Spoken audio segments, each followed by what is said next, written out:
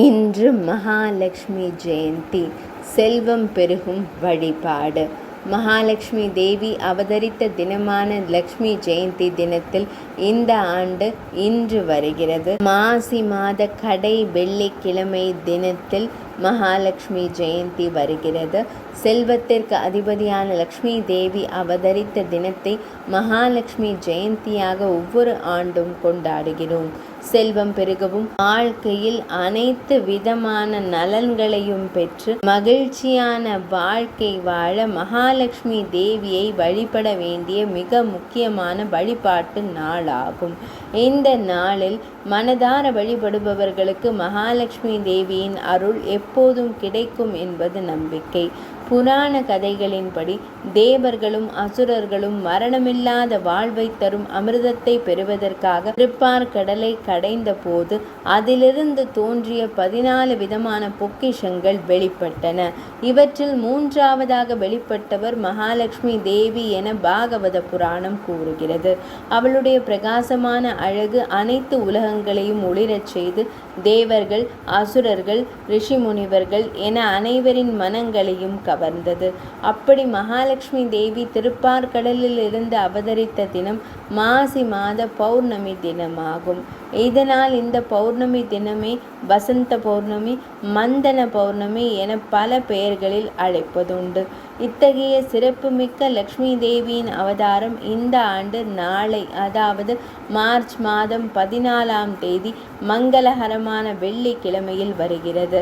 March மாதம் 13ஆம் தேதி காலை 11:40 மணிக்கு துவங்கி மார்ச் மாதம் 14ஆம் தேதி பகல் 12:57 மணி வரை பௌர்ணமி திதி உள்ளது.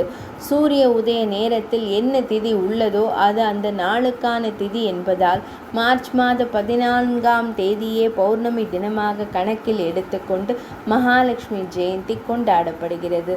லக்ஷ்மி என்ற சொல்லுக்கு அர்த்தம். திருப்பார்கடலிலிருந்து வெளிப்பட்ட தேவி மகாலட்சுமியை ஸ்ரீ மகாவிஷ்ணு தன்னுடைய துணையாக ஏற்றுக்கொண்டார்.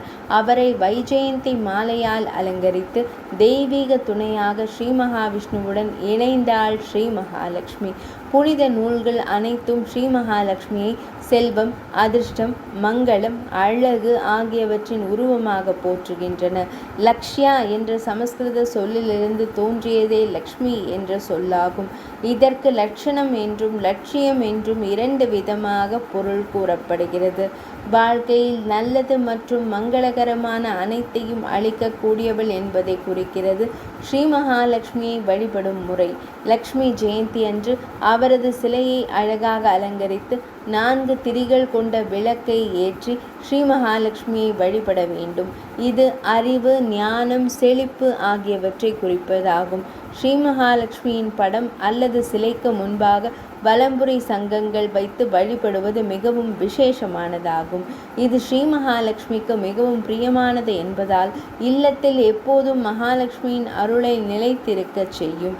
ஸ்ரீ மகாலட்சுமியின் சிலை இருந்தால் வாசனை பொடிகள் கொண்டு அபிஷேகம் செய்யலாம். ஸ்ரீ மகாலட்சுமிக்கு வாசனை மலர்கள் சூட்டி அவளை போற்றி துதிக்கும் பாடல்களை பாடி ஆரத்தி காண்பித்து வழிபட வேண்டும். மகாலட்சுமி 108 போற்றி, கனகதாரா ஸ்தோத்திரம் போன்ற பாடல்களை பாடி அன்னை மகாலட்சுமியை வழிபடுவது நல்லது.